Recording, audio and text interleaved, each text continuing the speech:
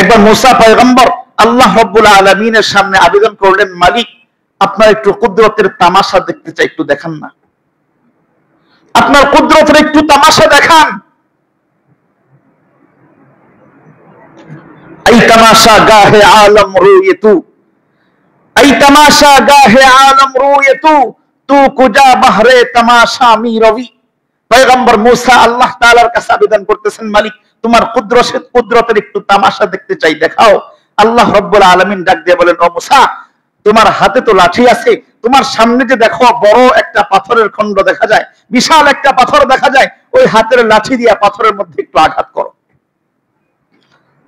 পয়গম্বর মুসা হাতের লাঠি দিয়া ওই যে সামনের বিশাল এক পাথরের খণ্ডের মধ্যে আঘাত করার সাথে সাথে সামনের বিশাল পাথরের খণ্ডটা দুই ভাগ হয়ে গেছে।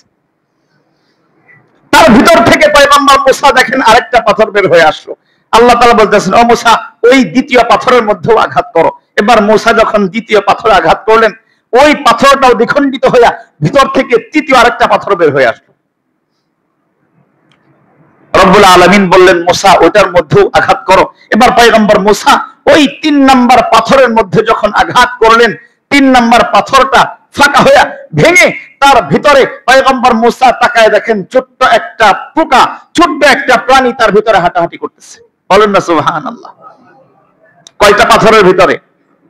3টা পাথরের ভিতরে হাঁটাহাঁটি করতেছে। এখানেই শেষ না, আল্লাহ তাআলা তো কুদরত দেখাবেন নিজের পয়গম্বরকে। ওই যে ছোট্ট পোকাটা এবার পয়গম্বর মুসা আলাইহিস সালাতু ওয়াস সালামের দিকে তাকায়া বক্তব্য শুরু করতেছেন, ও মুসা, ও পয়গম্বর, সুবহানা মাইয়ারানি, সুবহানা মাইয়ারানি ওয়া ইয়ারিফু মাকানি ওয়া ইয়ারযুকুনি লাম ইয়ানসানি। আমি ওই রবের প্রশংসা করতেছি, ওই রবের পবিত্রতা বর্ণনা করতেছি, যেই রব আমাকে এই পাথরের ভিতরে সুবহানা মাইয়ারানি, এক পাথর নয়, 2 পাথর নয়, 3টা পাথরের ভিতরে আমি ছোট্ট পোকাকেও যেই আল্লাহ সর্বদা আমাকে দেখতেছেন। সুবহানা মাইয়ারানি, ওই রবের পবিত্রতা বর্ণনা করতেছি, যেই রব আমাকে এই 3 পাথরের ভিতরেও দেখেন। ওয়া ইয়ারিফু মাকানি, শুধু তাই না, আল্লাহ তাআলা আমি কোথায় থাকি, কিভাবে থাকি, ওয়া ইয়ারিফু মাকানি, আমার এই থাকার জায়গাটা সম্পর্কে পরিপূর্ণভাবে জানেন।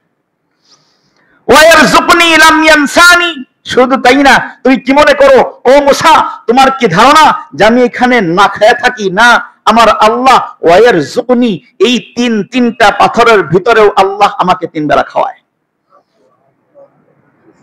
লাম ইয়ানসানি, কখনো একটা বেলার জন্য, একটা মুহূর্তের জন্য আমার রব আমাকে না খাইয়া রাখেন নাই, একটা বেলার জন্য আল্লাহ তাআলা আমাকে উপবাস রাখেন নাই। প্রত্যেকটা বেলা, প্রত্যেকটা মুহূর্ত আল্লাহ তাআলা আমার পেটের মধ্যে খাবারের যোগান দিয়ে থাকেন। 3 পাথরের ভিতরে ছোট্ট পোকাকে যদি আল্লাহ তাআলা খোঁজ খবর রাখেন, আমাকে আপনাকে তো আল্লাহ দেখতে পান না। টেবিলের নিচ দিয়া দিলে তো দেখতে পান না, না দেখতে পান সেটাও? ওই যে এইভাবে পিছন দিয়ে নিয়ে পকেটে ঢোকাইলে তো দেখতে পান না আল্লাহ তাআলা, না সেটাও দেখতে পান? রাতের অন্ধকারে কারো এইভাবে ছুরি ঠেকায়া যে টাকা নেওয়া হয়, এটা তো আল্লাহ তাআলা দেখতে পান না। কেউ জানে না, কেউ জানে না।